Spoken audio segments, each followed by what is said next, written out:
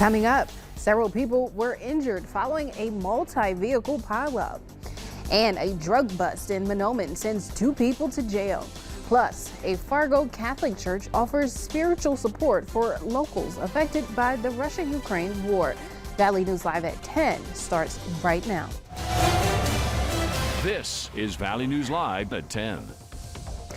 New tonight at 10. Good evening. Thanks for joining us. I'm Nashay Taylor. Several people were injured following a multi-vehicle pileup that backed up traffic on I-29. Authorities say a chain reaction of crashes happened shortly before 6 this evening, about 6 miles south of Grand Forks. They say several other vehicles also ran off the road. According to the Grand Forks Sheriff's Office, more than 20 vehicles were involved, including one of the department's squad cars. The North Dakota Highway Patrol says blowing snow created whiteout conditions and slippery roads. It's unclear at this time how many people were hurt. And fire crews were called to a structure fire in Hawley this afternoon. The fire happened on 43rd Avenue North near 270th Street. It's unclear what caused the structure to catch on fire. It's also unknown if anyone was injured. Stay tuned with Valley News Live as more details become available. A jury trial has been set for the Minnesota man that evaded police for weeks after he allegedly killed his wife.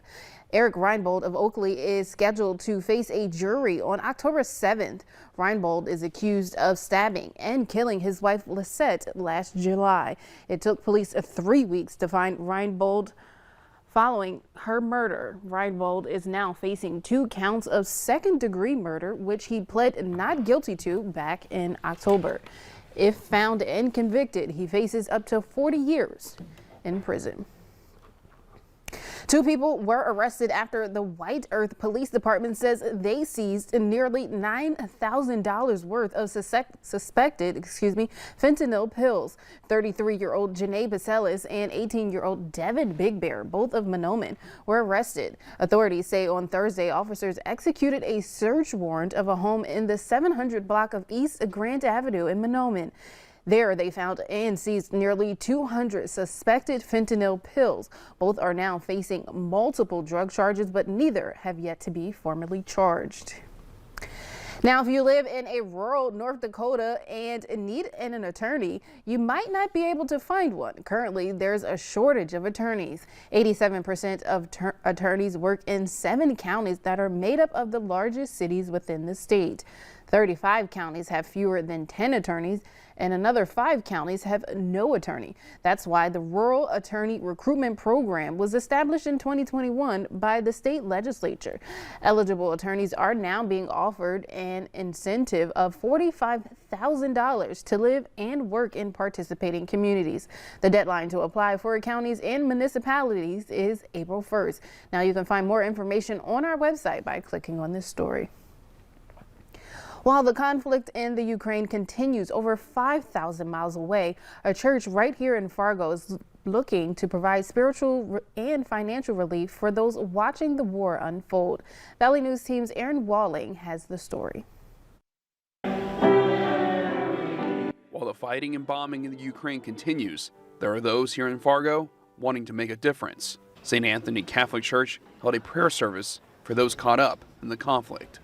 We appreciate anything and everything, because at Raleigh we had many people who's not just Ukrainian descendant came, and here even across the faith, you know, I am from one Christian church, this is another Christian church, and everything helps.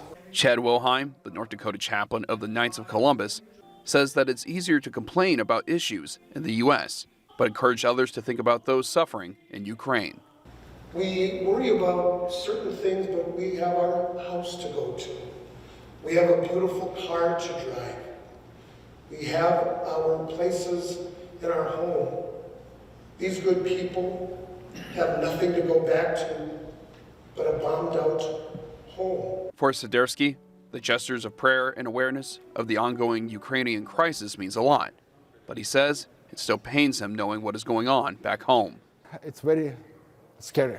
It's because I know I am in safe, but I am scary for people there.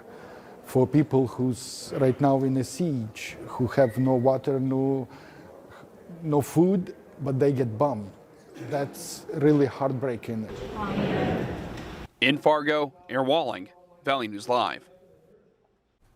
The church will be donating $2,500 along with other donations to help those in Ukraine. Later on Valley News Live at 10, local rideshare drivers are feeling the impacts of rising gas prices.